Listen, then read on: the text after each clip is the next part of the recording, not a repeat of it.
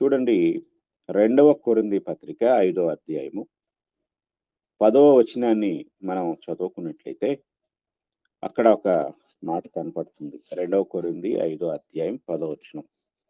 ఎందుకనగా తాను జరిగించిన క్రియల చొప్పున అవి మంచివైనను సరే, చెడ్డవైనను సరే, దేహముతో జరిగించిన వాటి ఫలమును ప్రతి వాడును పొందునట్లు మనమందరమును క్రీస్తు న్యాయపీఠం ఎదుట ప్రత్యక్షము కావలెను.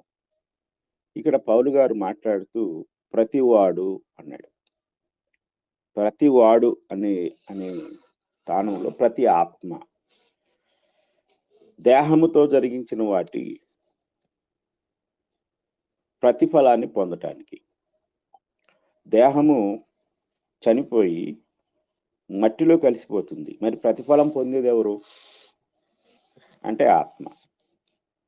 ప్రతివాడు అంటే ప్రతి వాని ఆత్మ, ప్రతి వ్యక్తి యొక్క ఆత్మ. ఆ ప్రతిఫలాన్ని పొందేది శరీరం కాదు, జరిగించేది శరీరమే.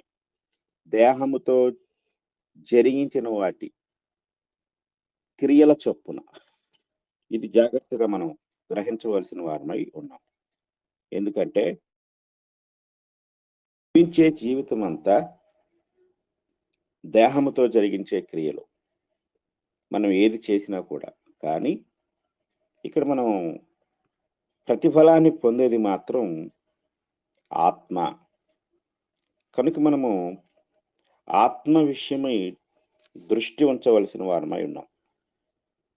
కనుక మనం ఆత్మ సంబంధులము, శరీర సంబంధులము కాదు. కనుక మనము ఆత్మ, మనలో దేవుడు మనల్ని సృజించినప్పుడు తన ఆత్మను ఆయన మనకు ఉంచాడు.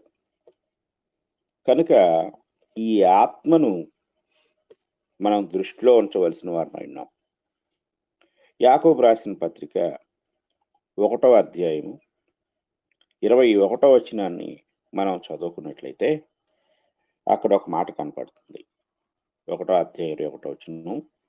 అందుచేత సమస్త కల్మషమును, విర్రవీగుచున్న దుష్టత్వమును మాని లోపల నాటబడి మీ ఆత్మలను రక్షించుటకు శక్తిగల వాక్యమును సాత్వికముతో అంగీకరించుడి అంటాడు. అంటే లోపల నాటబడి దేవుని యొక్క వాక్యం, ఆత్మలను రక్షించే శక్తి కలిగింది వాక్యం. కనుక ఆత్మీయ దృక్పథంతో మన జీవితాన్ని మనం జీవించుటకు, శరీరము ద్వారా కలిగే ప్రమాదాన్ని మనం తప్పించుకున్నటకు మనము వాక్యమునకు ప్రాధాన్యతనివ్వవలసిన వారమై ఉన్నాం. అందుకే ఎక్కడ ఆత్మలను రక్షించుటకు శక్తిగల వాక్యమును సాత్వికముతో అంగీకరించుడి.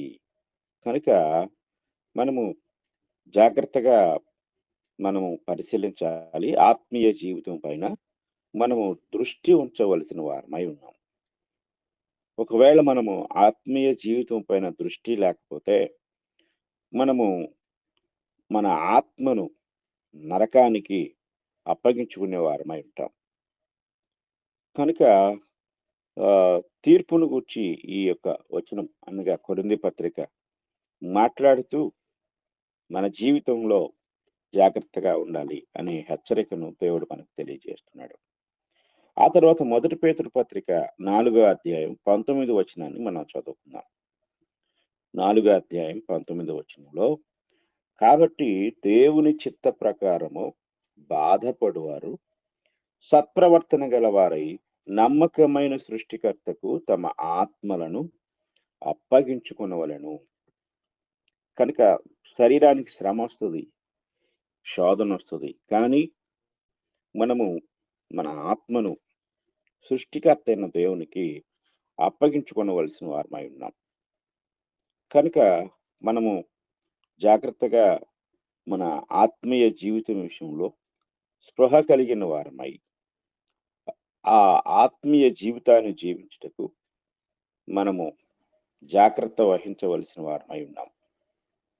ఒకవేళ మనము ఆత్మీయ జీవితం పట్ల శ్రద్ధ లేకుండా కేవలము శరీర సుఖాన్ని, శరీర సంతోషాన్ని, శరీర సంబంధమైన జీవితాన్ని మాత్రమే ఒకవేళ కోరుకునేవారంగా, దానికే అధిక ప్రాధాన్యతనిచ్చేవారంగా ఉన్నట్లయితే మనము తీవ్రమైన నష్టాన్ని పొందుతాము. మన విశ్వాసము, మన భక్తి ఇవన్నీ కూడా వ్యర్థమైపోతాయి అనే విషయాన్ని జాగ్రత్తగా గ్రహించాలి.